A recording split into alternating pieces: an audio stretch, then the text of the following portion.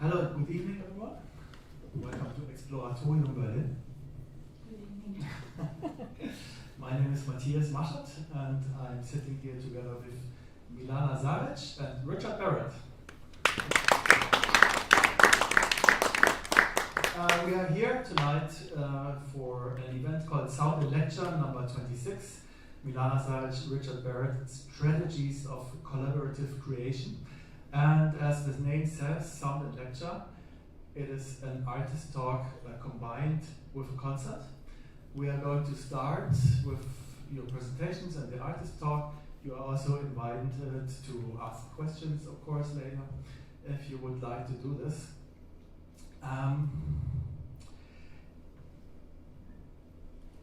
They illustrate the idea that, quite in the beginning I lost my thread, I'm sorry.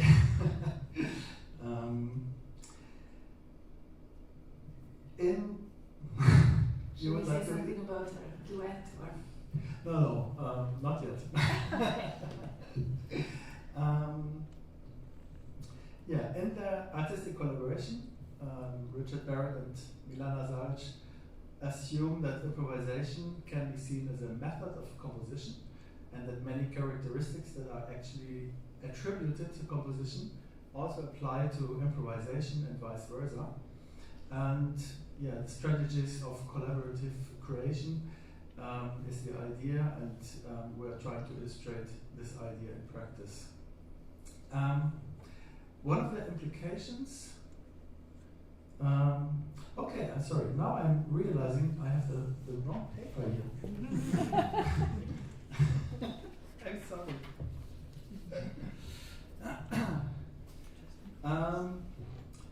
Richard Barrett was here for the last time 2 years ago, and this was actually the last event, the last Sound and Lecture in our old venue in Merendam, for those who remember maybe. And since quite a while, I've been waiting for an opportunity to invite Richard together with Milana. They have been working together since many years, and as a duo they have developed a very unique approach and language, I think. They both have one thing in common. They are both rooted in composition and performing compositions, while at the same time they are active and deeply involved in free improvisation. This combination is maybe not so common, and the link between composition and improvisation is exactly the topic that we are going to talk about and that we will be dealing with tonight. Let me just say a few words about you in the beginning. Milana Zarić is equally active in classical, contemporary, composed, and experimental and freely improvised music. She holds degrees from the University of Arts in Belgrade, the Trinity College of Music in London, and the Royal Conservatoire in The Hague in Netherlands. Since 2005, she is the principal harpist of the Belgrade Philharmonic Orchestra. She is solo and chamber musician, specializing in contemporary harp repertoire. She's also the artistic director of the Serbian ensemble Studio 6. She's curator and educator, and she has been the initiator of many international projects with a goal of establishing new bridges in collaborative creation. Richard Barrett is internationally active as a composer and performer, with work ranging from free improvisation to intricately notated scores, and from acoustic chamber music to innovative uses of digital technology. He has a background in genetics and microbiology, and only after completing his degree at the University College of London, he began to study music. Richard teaches at the Institute of Sonology in The Hague and is professor of creative music research at the University of Leiden. There are 2 books that he has published edition, Music of Possibility from 2019 and Transforming Moments from 2023. Both really beautiful titles also, I think. And we have the books also available in our library here, if anybody is interested in this. So the idea was to talk about two pieces first that you brought and that we are going to hear later, and about the aspect of improvisation.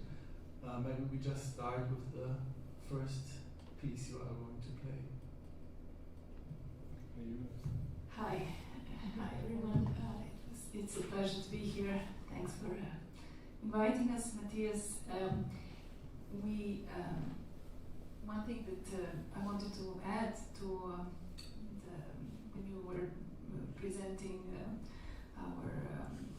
little of our biographies is that we both teach at the conservatory in The Hague an elective course called collaborative music creation. So it is also something that is connected to our practice of collaborative creation. I think it's meaningful to say also. Tonight, later on, we will be playing three pieces, first of which is grotesque, which is an Italian word, and it's spelled in the Italian spelling because we have, but it's an interesting narrative of how we came to be interested, or how this piece was ignited by this pictorial style from the Renaissance called grotesque, and we just happened upon it when we were looking at the ceiling in one of the Italian in Uffizi in Firenze, and so what you see here is just one of those pictures from the ceiling from Uffizi. We didn't know anything about this, but we were very intrigued when we found out that was the name of these intricate, seemingly unassuming decorative elements that were embellishing the ceilings of this famous gallery. But on closer inspection, we found that it's something that really corresponded to what we were trying to do in our practice, which is how we create, how we connect the electronic instrument with an acoustic instrument, how we connect intricate composition with free improvisation, and these hybrid forms that are always on our minds, how they can flow together and how they can progress, develop together, what are the differences.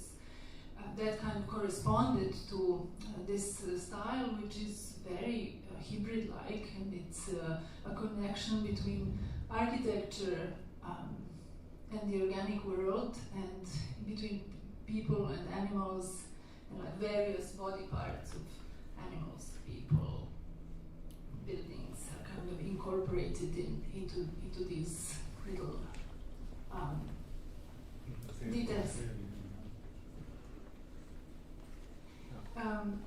So it's also interesting how for us grotesque has a modern connotation. Is we all know how that has somewhat negative connotation, but grotesque was actually originally a word that means that it was found in a grotto, in a cave. And so what happened is that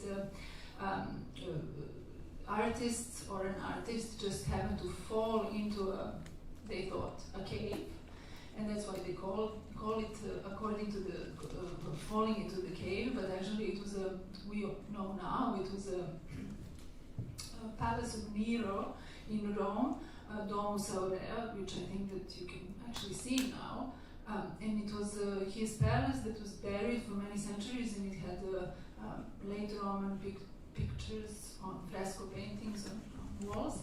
And the Renaissance painters discovered this with the help of ladders and ropes that they ventured downstairs into this darkness and discovered these phenomenal frescoes, and then they kind of transferred it to Raffaello, who then developed this whole style that they were later later on all inspired by. And for us, this was like a beginning point of departure to get this piece going. And actually, what we did is that we are combining several materials, pre-existing materials, pre-recorded materials, with live performance, which is which is largely improvised, and fixed material is something that has been worked on and let's say composed. And I'll give Richard the floor to tell us more about the structure of the piece. So yeah, I mean one of the interesting things about these paintings is not just that they consist of these strange hybrid forms between people, plants, animals, architecture, and so on, but there is a very interesting sense of symmetry about them. That, as you saw in the previous slide, and you can see in this one quite clearly, the pictures are symmetrical, but they're never quite symmetrical. And so one of the ideas that came into the composition was that symmetrical forms, which might be the same backwards as forwards or something like that, are very unlikely to occur in improvised music, of course. So one of the reasons for using the materials that we did was to try and explore the idea of improvising within a kind of symmetrical framework, which I think you'll hear when the piece is performed. And we brought in some musical materials from a bygone age as well, which you can see there on the right. There was a publication made by somebody called Michael Meyer in 1617 called Atalanta Fugiens. And it's cited by some people as the first ever piece of multimedia art, because each of its chapters consists of an allegorical picture, a poem, and a piece of music.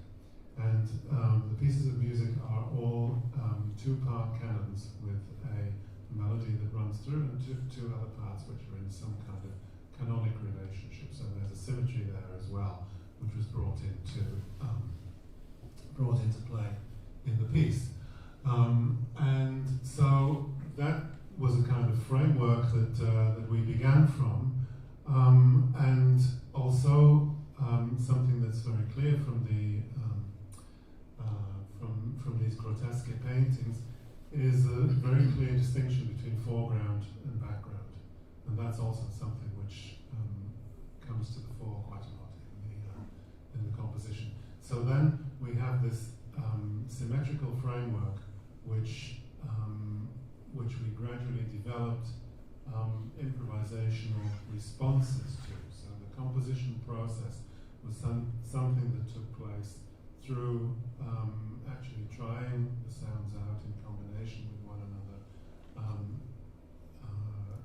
at the same time working on the pre-recorded materials and placing those in different situations, so that what we have in the end is something where the timings of the improvisations are very carefully organized in advance, but the content of the improvisations is not. So does that mean the improvisations correspond to the space between the figures and the pre-existent material to the figures themselves, or is it the other way around? So that's something which is ambiguous. And maybe you should say something about the final part of the composition, which sort of comes out of the cave into different sort of situation. Yeah, so I think for us it was, we started off with this narrative in mind of, you know, these painters coming down in the cave and so on. So that was the starting point, but the ending point is more to do with the concept of how that connects with our present time. So in the last of the, let's say, well, of indeed 3 sections, this word and the meaning and the narrative, or the concept is brought to our own sensibility, and the development of this concept then I think we transform it into something that we can relate to now more than in the previous sections. So the question remains whether that is something that is grotesque or is it something that is actually a natural development of something that was narrated before, right? But what you hear at the end is a very loud silence. Oh yeah. That's the field recording that we made for the very end of the piece. As you will hear later on, that was made in Belgrade a month ago because at the moment in Serbia there's an enormous student movement against corruption, against the government, against the absolute devastation of all institutions and the structure of keeping a country together. So the students of all the universities in Belgrade have decided to stop the lectures and stop the activities of the university. That's been going on for 4 months. I don't know whether you are aware of this, but in any case, they are protesting daily almost, and there is always an element in the protest where they are giving homage, how do you call it? There's always a 15-minute silence, like hundreds and thousands of people are just being silent on the street, paying their respects to victims. 15 people actually died 4 months ago. This is how all of this has started. They have died because a canopy of a newly rebuilt train station building has fallen on them and killed these 15 people all of a sudden in broad daylight, and this was all in connection with deeply rooted corruption that has been going on for a long time. And so this is a very powerful moment when people are sharing this silence together, and we thought that would be a worthy end of our piece, where actually the silence is overwhelming what we have been previously developing or dissolving. I don't know. Because we can talk about it later on. It's a silence, but it's not an absence of sound, of course, because when you have thousands of people in the same place being silent, then the fact that the people are not making any sound does not mean that there is no sound there. And so it's a little bit like at the end of the composition, then you have an emergence of from the cave, if you like, into this contemporary reality. So one more thing to say about that maybe is that because we know this is going to happen, this creates a certain response on the improvisational side as well. I mean, we might come back to this later on, but when you're improvising freely, what you're improvising is not just sounds, but you're improvising the structure that those sounds create in their relationships to one another over the course of time. And of course, it's not possible to know in advance where the improvisation is going to go. You always have some sense of where it might go, but that probably always goes in a direction which is different from the one that one anticipated. But in this case, because you have a certain kind of pre-existing structure for the improvisation, that does not constrain the improvisation in any way, but it just channels it into a different direction, and it causes us to do things that we might not do in a free improvising situation. And that's something which I think is quite important to the way that we approach these strategies of collaborative creation, because free improvisation, of course, is a beautiful and valuable thing, but it's also quite fascinating and valuable to see how the improvisation is changed by taking place in different kinds of situations, like playing with different people or playing under different circumstances. And so that's one reason why the first piece is the way that it is. Are we going to say anything? Well, maybe just to add that it faces further development, because we are going to be working with later on with an ensemble on this structure, and that will for sure take us in many different directions, as many directions as there are people in the ensemble, because there will be the biggest element would be their improvisational input. So I think this is a really nice, again, continuation of this idea of hybridity that goes further, and the piece is branching out further. But we are going to be, I think when we were thinking about what we were going to say as something that's relevant in connection to improvisational practice in this concert, both pieces that we are going to be presenting that are big elements of composition, we were wondering together, what is it that makes the improvisatory bits, are they constrained or are they liberated? And so this is like a point of constant rethinking, whether in this kind of setting where there are timings that are very strict timeline, and then in the next piece another imposition is there to improvisation, whether that is actually liberating your improvisational ideas, or is it constraining them, and in what way? So that would be an interesting topic of conversation, I think. Shall we move on to the next one? Do you have any questions for us?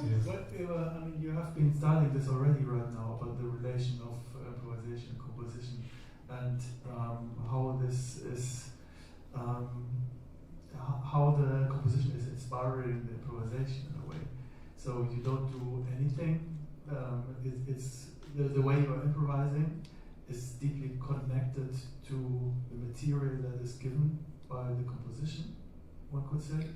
And I mean, you are not really offering some kind of open score improvisations where there's a kind of rules that can be interpreted in a free way. But the parts that are improvised are really free. But still, they need to be connected to the whole piece. Maybe could you talk about this relation a little bit? Well, then you will speak about the next piece, right? Well, I will, yes. And just to move into that, yeah, this is a very interesting issue, because you mentioned, Mathias, the concept of the open score, and that's something that arose in the history of notated composition in the 1960s, and it was an important development at that time. And one of the characteristics of that movement was the idea that instead of having a score, all of whose elements were predetermined, then the composer would, as it were, make holes in that score into which improvisation could flow. So that was the idea. So the model of the music was based on the idea of a score, but a score which had space in it for improvisation to take place. And I think that in the meantime, of course, very many different things have happened in terms of how the music has developed, and in particular the practice, as everybody who comes to exploratorium will know, the practice of free improvisation is a very highly developed and very sophisticated method of composition, let's say. So one of the things that motivates what we're doing here, and this is my introduction to the next item, is that instead of seeing the model as a score which has holes in it for improvisation, why not see the model as free improvisation, within which the score acts as points of focus, or if you like, structural pointers which tend to influence the improvisation without determining what it is. And if we go to the next picture, this is the second composition we're going to play, which is one of our first collaborations, in fact, back in 2014. And we performed this piece in many different situations in many different places.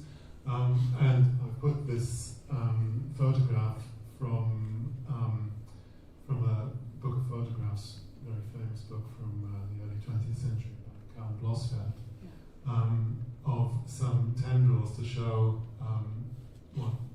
some kind of context for the word. So basically a tendril is something that a plant produces in order to reach out into space and grab hold of something and then anchor itself to that thing.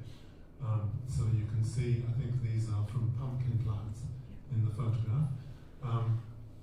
So the tendril extends out into space. Of course, the plant can't see where it's going, but it can have a sense of how, when it has reached some point that it curls itself around, then it takes up this kind of form.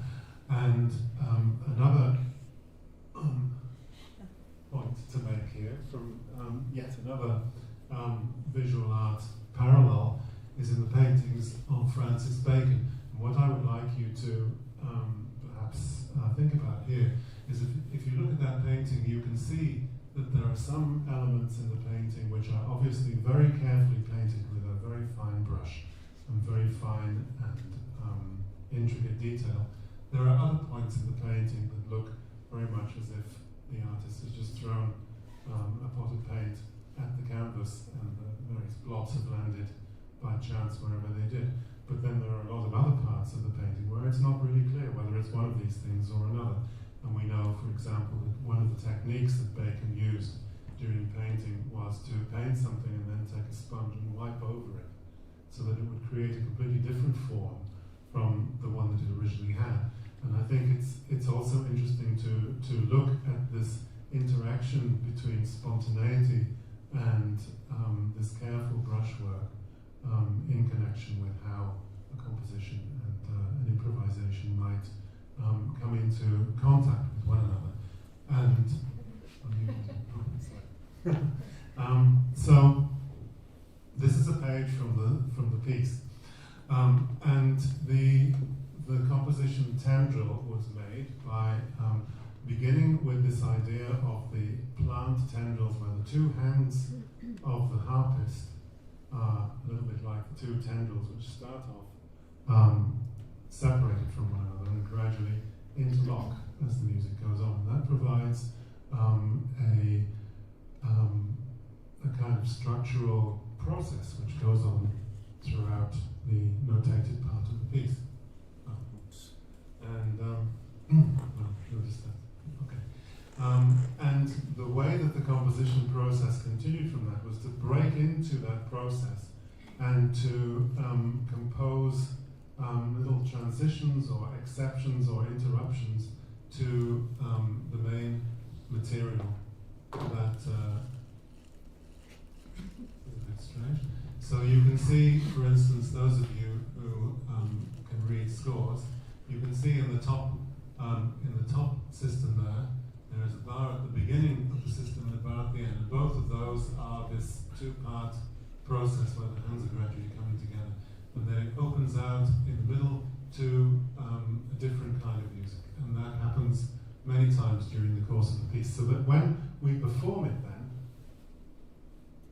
we have two layers, one of which is the score, the other one of which is a fixed media electronic part, which is based on a recording of the score, which is then reordered. And what we do with both of those things is interrupt them and insert improvisation freely within the matrix provided by the score. So at any given moment, I might be improvising, Milana might be playing the notated score, or the other way around, or we might both be improvising, or we might both be playing our fixed material.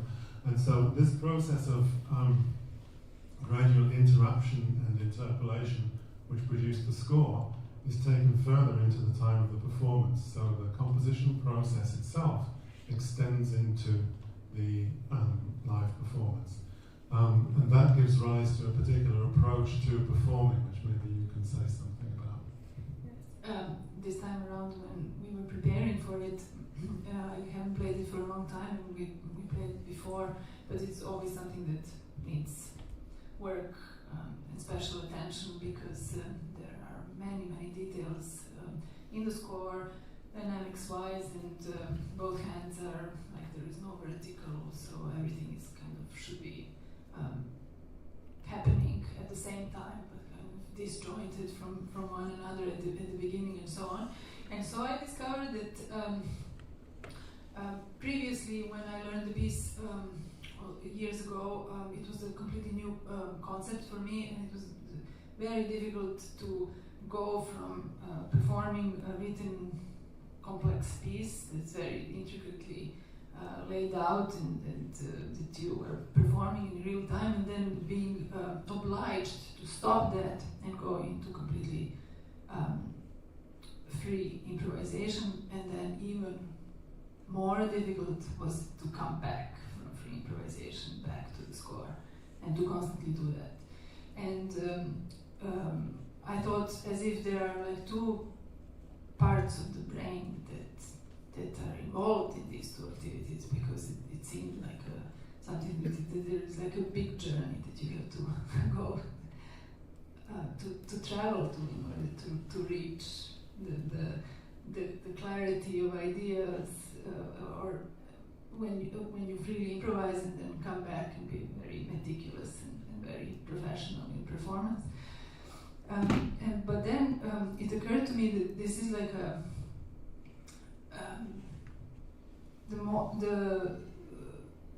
more precise the performance is, the more free the improvisation comes somehow, because then I'm able to have this, say, out-of-body experience. I don't have to think about the music, I can just perform it, and that can be just out there, and I can sort of just listen to it. And therefore, I can react really fast with my mind on what to do next. So this is really interesting, how that strict composition informs your own creativity to whereas when the performance is kind of wishy-washy and it's not as precise, then there are less possibilities to venture out and do something interesting. So it's all like this. I don't know how to call it, but it comes from this. It's like an embodiment of listening. So the more familiar you are with the material, actually, the easier it is to use it somehow also in an improvisatory way. Yeah, because this material is circulating, as Richard said. The soundtrack that was pre-recorded is also based on me performing the piece. So it's all this material is constantly flowing around. So it would be difficult to venture out of it and go in completely different direction. But nevertheless, so you're familiar with the material, but I think here it's important that the attention to details in the score is something that actually liberates the improvisation. Yeah, well, just two little things to add. One is that this increase in spontaneity, I suppose, part of that is to do with the fact that when, as I said before, when you're improvising a structure, but when the structure is already there, as it is in this case, then you don't have to improvise it. And so in some way, there is a different kind, not more spontaneous, but there is a different kind of spontaneity that comes into the music when you're reacting to these fixed parts, and that, of course, is the whole point. That I think, speaking as somebody who has spent a lot of time composing scores of different kinds, I think it's important to take improvisation seriously as a composer. And what that means to me is not to make directions to the performers as to how to improvise, but to say, well, if you're an improvising performer, like Milana is, why should I tell her what to do when she's improvising? But it will be influenced to a certain extent by the notated material. So this basic model of free improvisation gives rise to particular kind of structures because this notated material is kind of embedded in it. So she and I can stop what we're doing at any point, replace what we're doing with improvisation, and then like pause and resume the score or fixed media part. And so one result of that is that the music is evolving all the time through our performances. And the one other thing I wanted to say is, of course, we are telling you all this now because you've come to hear an artist talk, but I would not want to claim that this is what the music is about, or this is something you need to know before you hear it, because I think it's much more, I find it much more attractive to concentrate on what music is doing rather than thinking about how the music was made. That's something which it's interesting, but it's not necessary, you know. And that's why maybe it's interesting for musicians to take a look at what they can learn from something like a painting of Francis Bacon that we saw, because I have no idea about how to paint, of course, but what I see is the result, and what we interpret as viewers to that art is something which it's not to do with trying to analyze how the painting was made. So I think therefore, you know, that whether something that you hear in the performances of these two pieces that we're going to give has been improvised, or whether it's the result of notation, or whether it's something pre-recorded, we would hope that that's not something which would be in the forefront of your mind while listening, because if the music is succeeding, then it's succeeding in doing what it does, in being a living organism in itself. Yeah, I'm curious about, we've been talking about this before, if it's possible to recognize the improvised, the composed parts, but you also say that it's not happening at the same time, if I got you right. So it's possible that you are playing rather composed material and you are improvising at the same time, and this is also not really fixed. So this makes it even harder. Not that it's that important, but this is maybe the ideal situation if it's not recognizable anymore, and that it's also not of importance. Yeah, so and I think that's how the piece was constructed and conceived of as something that is constantly revolving and being reinterpreted from the same material and kind of circling in the same domain or in the same realm, or and then the differences between the composition and the improvisation cease to be important. You've been talking about precision now, and also just before we have been talking about the impossibility to really play this absolutely precisely. And I think partly the music that is referred to as new complexity is also about this thing. It's also a music of impossibility, because it's so hard to play that there are always these kind of improvisational elements in interpreting the music, because it's so hard to play exactly 12 to 13 or something like that. But maybe that was not even the point, right? Maybe the point was to get out of the meter, get out of something that is rhythmical, get out of something that is clearly composed, clearly organized. So maybe that one of the interpretations of that kind of rhythmic complexity might lie in being actually inspired by improvising musicians who create all these intricate sub-rhythms that are very hard to write down. So that's another way to look at it, right?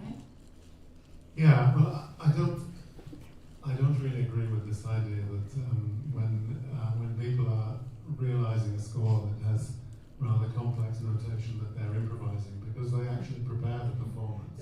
That's so it's not. It takes a long time. It's not something that's happening spontaneously in the performance. It's something that's being prepared.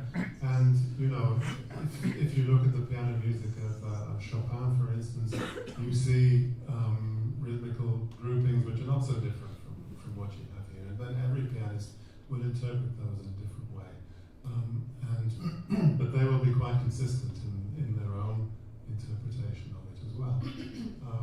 So that the score is an occasion for music to be made. I think of a score as something which asks a question of the performer, and the performer then addresses that question in how they approach it. And that was actually that idea was behind the whole concept of combining complex notation with free improvisation, which I've been doing for quite some years in different ways, thinking to myself, well, what other questions can we ask a performer, and how does obviously it creates a different kind of collaborative situation than something which involves the interpretation of a score and nothing else, because one of the questions you ask is, for example, what happens here? What could happen here? What do you think might happen here?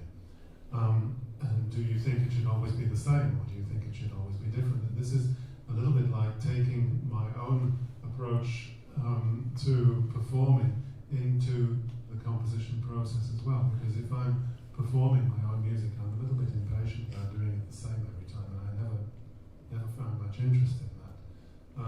But always to explore different ways of approaching the same materials. So it's a way of putting that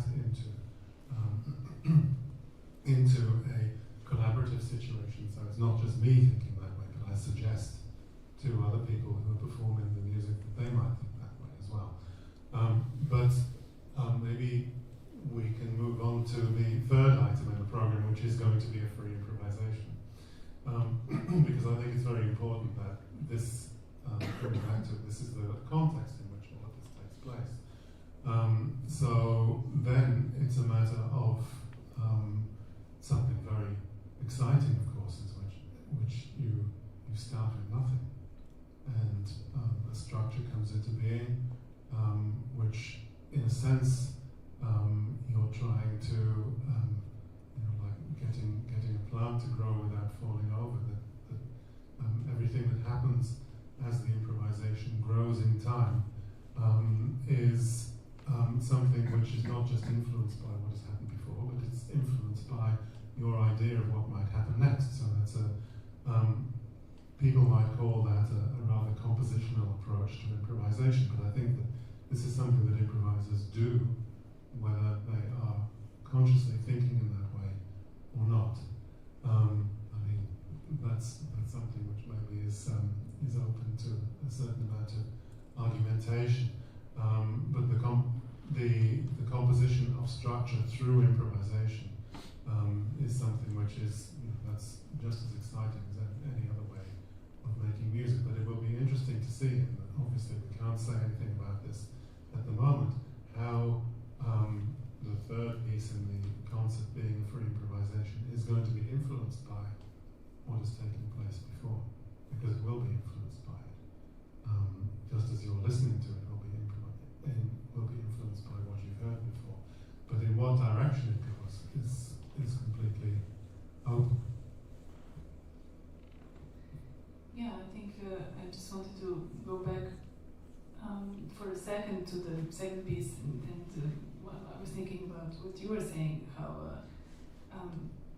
we were talking about free improvisation, but also how not to forget the fact that learning a score like this takes several months. It's really something that's not like, well, you really have to dissect and analyze and do all kinds of pre-operations before you can connect all these things together and so on.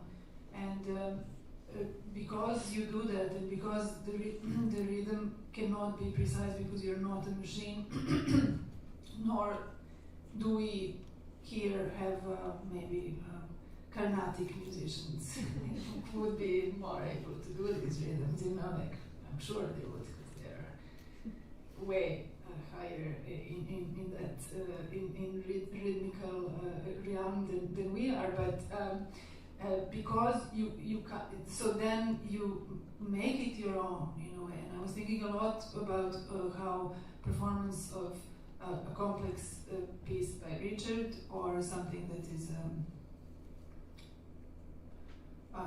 from the repertoire in the past 50-60 years for harp, for example, how these approaches to learning such pieces are very much different. And with something like, I don't know, Berio, Sequenza, or something, Donatoni, something, anything that has some kind of meter or a character that needs to be respected, and you always have to, you approach it from a side where you're thinking you have to reach that ideal that other people have done or the composer has expected. Whereas in Richard's music, I think that this ideal is what you make of it in a way. So you're incorporating your own interpretation in the learning process as well. So it's much closer to your convictions. I don't know. Maybe that's I'm not sure whether that's the right word, but at first, when you look at the score like that, it's like you have to climb a very steep mountain. You're like, and what is this? And what are these? How am I going to? And so I also perform a piece that is with voice, and I had to sing in ancient Greek and all these rhythms in the harp and the voice going in. That's even more complex than this, and it's always the same kind of shock at the beginning of. How am I going to climb this high mountain? And then slowly, bit by bit, and then after a few months, I'm there, and then it's my own somehow. It's every time I revisit it later on, it's very, it's there. It doesn't go away, like I have it.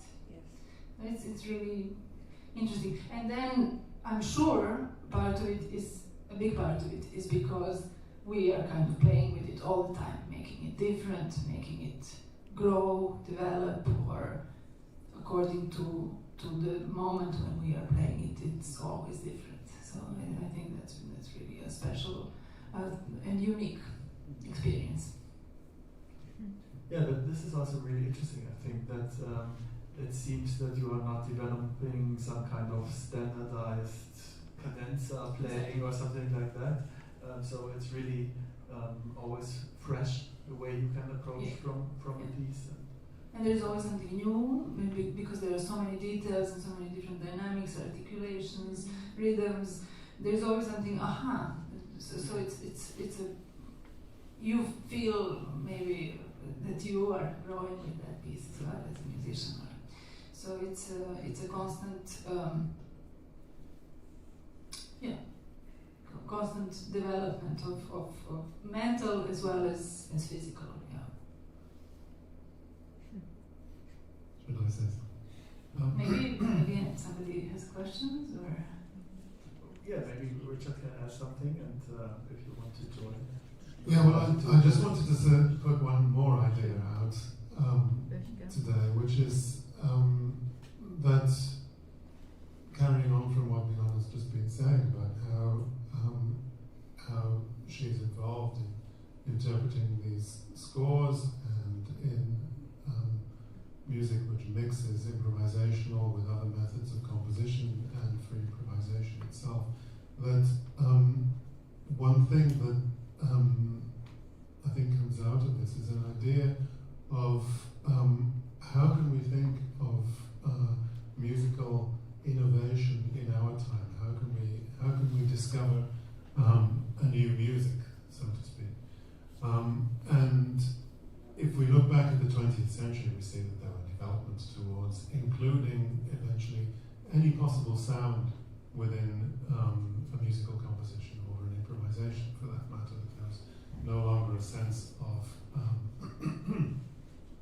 this sound is not musical and therefore it doesn't belong in music. I mean, we don't think like that anymore. Well, maybe some people do. Actually, most people do, but people in this room probably don't. So how do we move on from there? And I think the emphasis, as I see it, from the way that improvisation becomes an increasingly important part of, like we've already talked about, the education of musicians, that kind of process, that the emphasis is maybe a little bit less on developing new sounds for music and a little bit more on developing new ways of making music. And in particular, the idea that composing, in all its possibilities, the creation of music is not just something which is associated with one person writing their music in isolation, but actually it's something which spreads out into the whole social phenomenon that music consists of. So, like the collaboration that we work on, or other collaborations that both of us have with other people and also with audiences, because listening is a creative part of the process as well. And I think this is all important now, because here we are all sitting in a room together, and we're going to all participate in a musical experience in a short time. And that is something which, for example, artificial intelligence is not able to take away from us.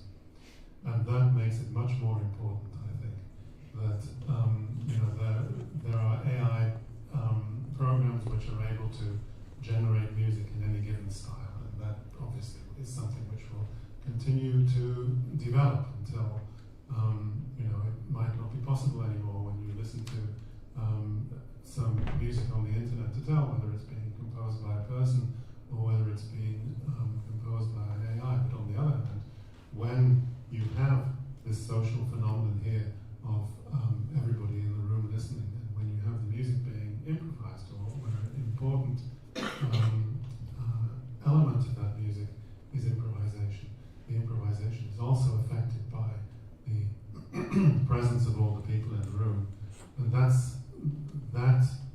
experience of the presence of music in the moment is something which is very fundamental to what music is about, and very fundamental to what human society is based on, and I think in a way a corrective to many of the dehumanizing tendencies that we see in the way that society is organized around us.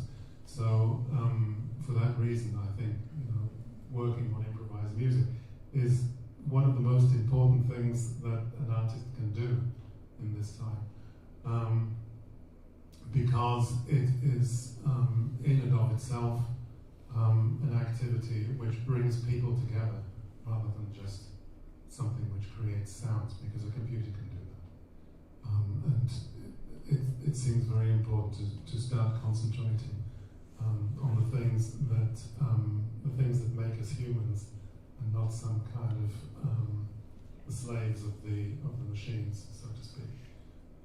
So yeah, that's sort of going off in a different direction, I know. But I thought that given the opportunity to have this conversation with you today, I thought that would be a useful thing to say, because improvisation may be excuse me, a minority interest in the musical world. It's actually a portal through which we can see a world which is much larger and much richer than most of the cultural life that we see around us.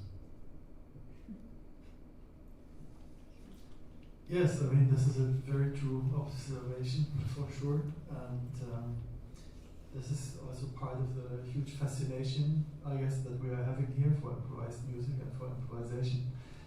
This is part of why we do this here at Exploratorium. And maybe this is really a good point of departure to invite you to add something to what has been said or to raise questions if you have any.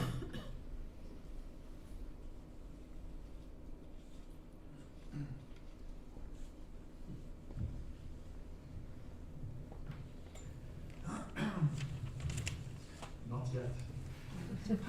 Maybe you have a question. I was wondering, so coming back to the second piece, this is the score for Milana. Is there anything written for you as well? Or do you have also a score here? Well, I'm following what she plays. That's Okay, the so same. this is okay. So This is what I was that's- assuming. It all starts from that score. That's the I'm following what she plays so that I know more or less where I am in my own part. But my own part is not notated because it could be a little fixed media piece in itself, which is 7 minutes long or so. And the way that was made was that Milana recorded the piece, and then the first stage was to take that recording apart and reorder the fragments so that you get the same music but in a different order, and then to perform various electronic transformations on those materials which become more extreme as the music goes on. So in one dimension, the electronic part starts and ends with the same sounds, the same material that the harp plays. And in between, it goes, the order of the events is changed quite radically, particularly in the middle. But on the other hand, then, there is a process of gradual increasing transformation of the harp sounds, so that the electronic part towards the end sounds much less like a harp than it does at the beginning. So there are all these different processes going on there. So I'm quite strict about, I could if I wanted to, of course, play my improvisation at the same time as the electronic part, the pre-recorded and composed part was playing, but I'm very strict about not doing that, because Milana is not able to do that with the harp. So each of us is either doing one thing or the other. But yeah, I don't want to dwell so much on. I thought it was interesting to put the score up there so that people can see how the music is written down. But actually, there are a lot of very systematic processes which go into the composition, which I'm not going to go into in detail.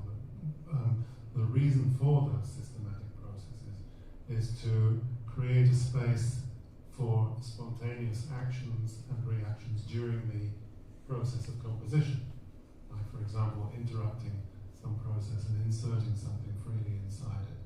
So the spontaneous and the systematic are intertwined at every level in the composition.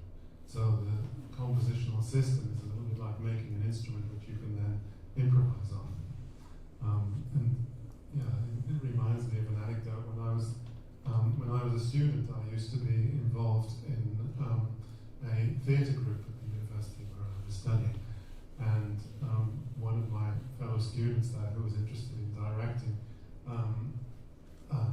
remarked to me that they were interested in directing because it's the only way that you can play all the parts in the play.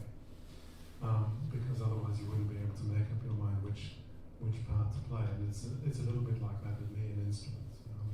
I became a composer because I can't play more than one instrument, but I would like to be able to play all of them. But in order to be able to play the harp, for instance,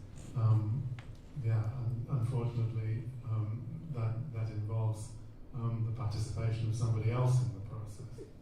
So composition, what I'm trying to say is that composition in the traditional sense is also a performative activity, as far as I'm concerned.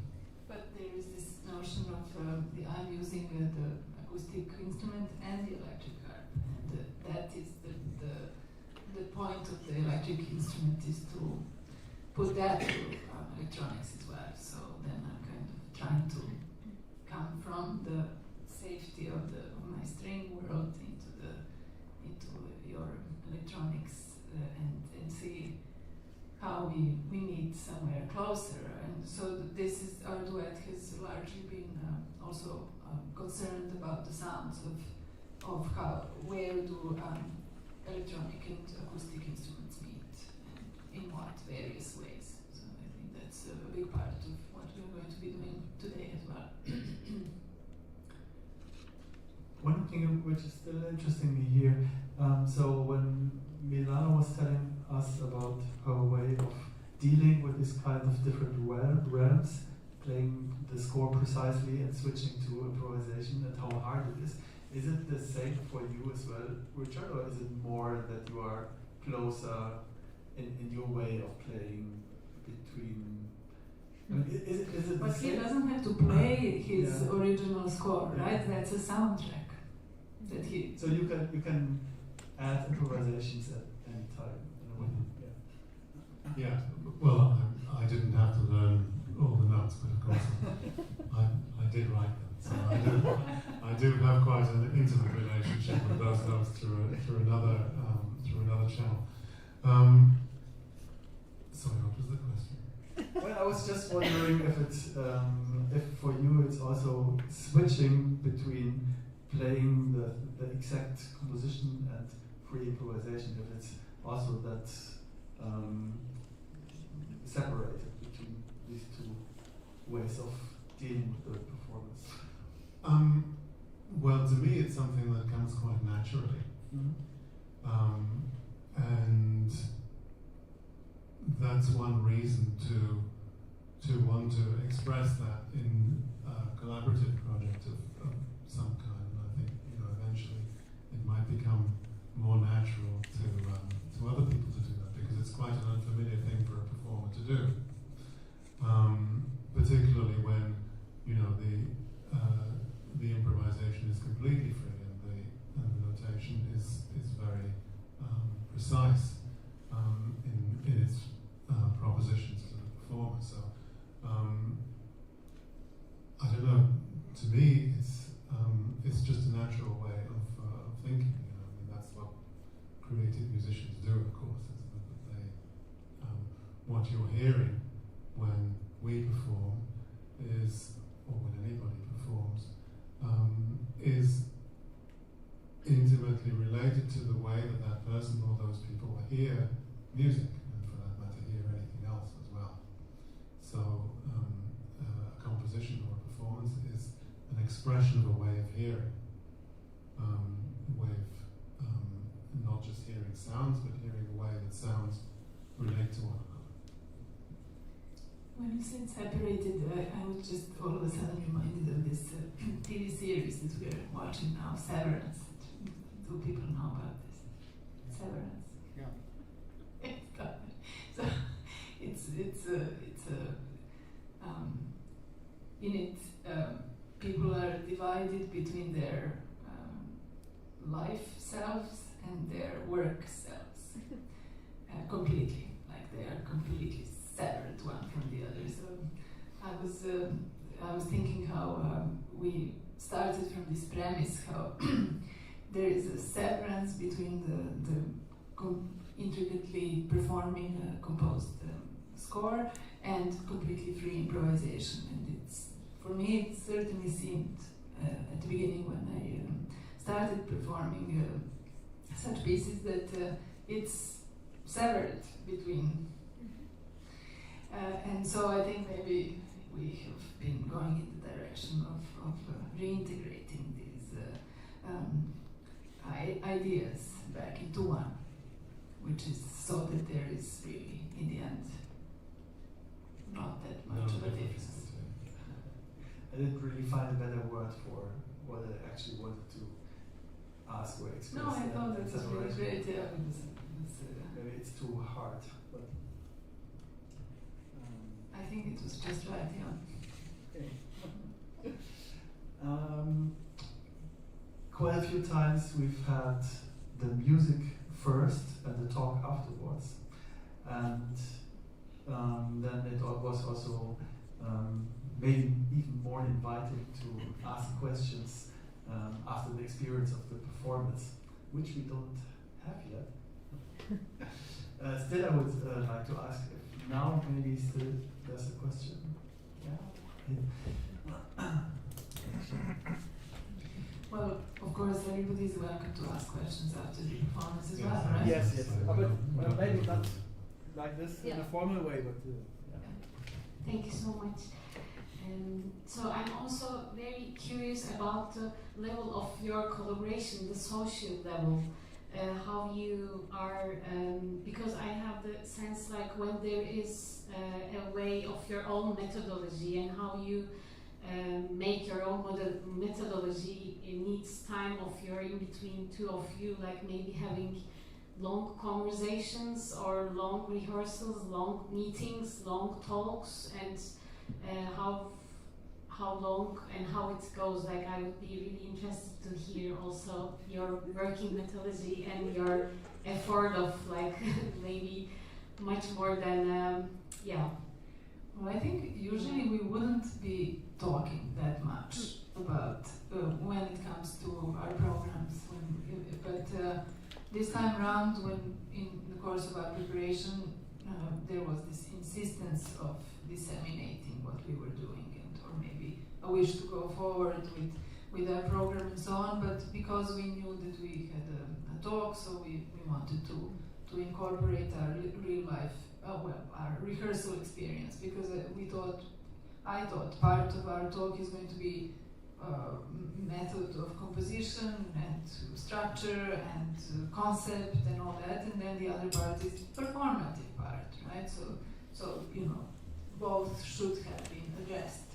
So I think we did talk about the process, but it was kind of indeed, I don't know, like we would always probably start with just playing the music, because it's not, again, it's not that simple, or it's not that straightforward to disseminate.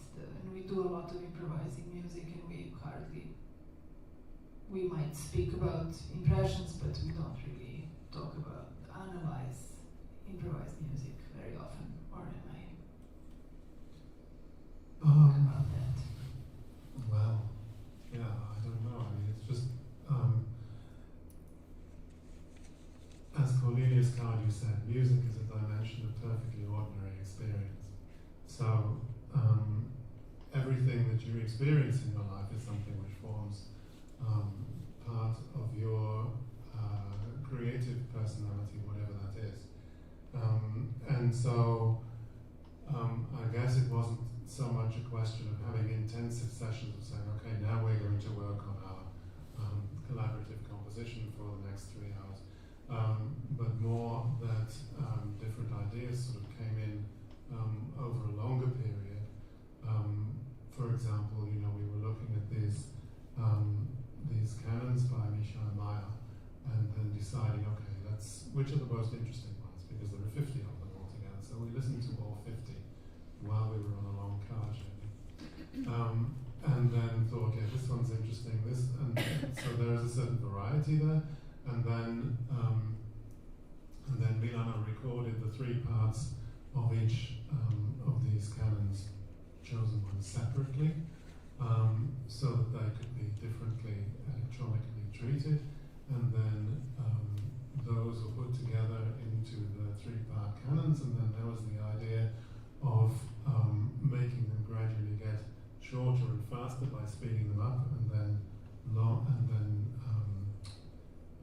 slower and longer by slowing them back down again, so a symmetrical process going on. So all of these were little ideas that entered into it, and then one of us would go away and carry out the next stage of the process, and then we'd listen to that and see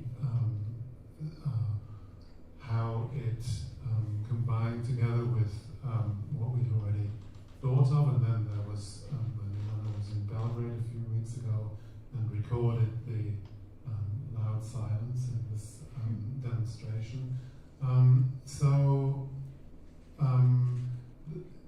It's the process of composition is not really different from the process of living, really. You know, it's not something where you kind of take time off from your everyday life in order to take your collaboration to the next phase, and then you go back to ordinary life, and then I think maybe one way of addressing your point is to say that a lot of artistic collaborations, it seems to me, are of that form, that they've been created, for example, in order to make some kind of grant application, you know. And then there's a certain kind of contrived quality to them, if you like, because everybody is working to a deadline, and they know that they have to produce a certain collaborative work based on certain principles by a certain time. And for myself, and I think we can both agree about this, I hope, that a lot of the musical relationships that we have, not just with one another, but with other people as well, are things which have taken place over a much longer period, where the music is kind of emerging naturally from the social aspect of the relationship, rather than being something which is separate from it.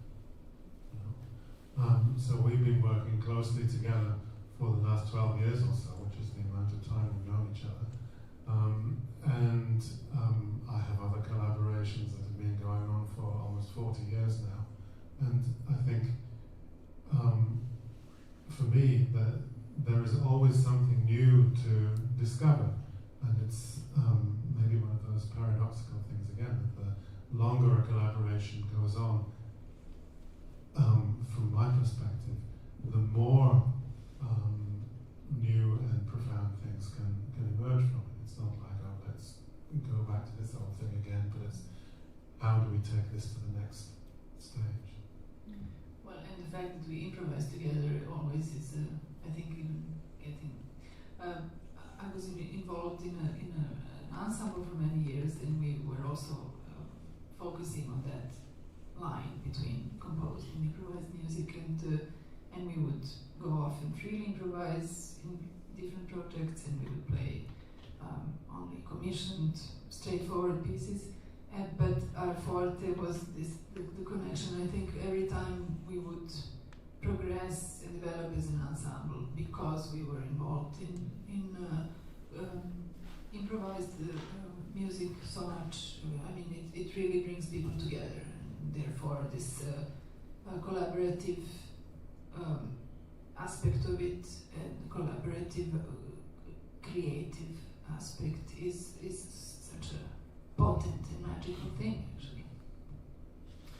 Because, as you would say, it transcends the genius of the moment of a group, transcends any individual creativity at that moment, right? Yeah, well, you know, again,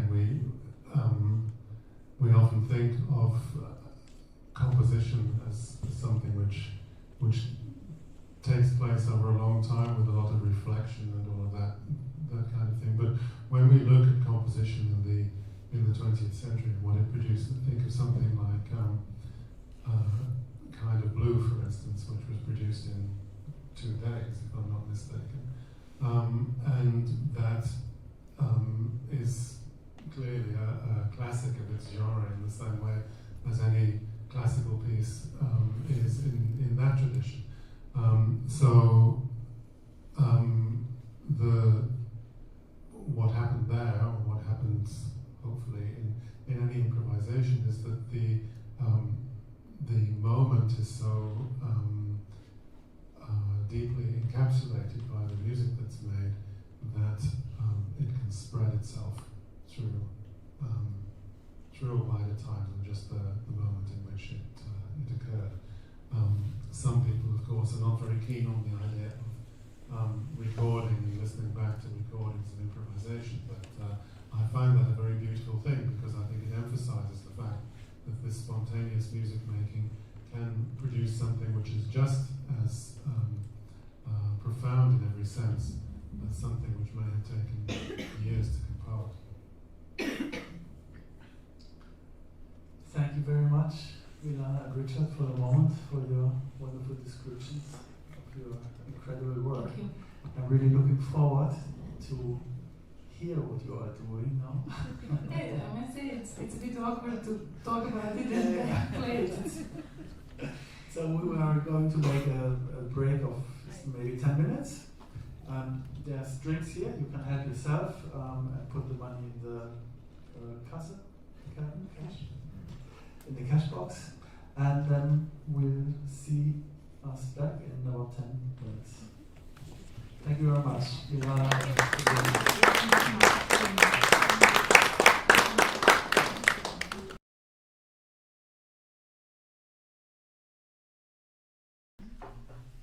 All right, please welcome back Richard Barrett and Milana Zarić.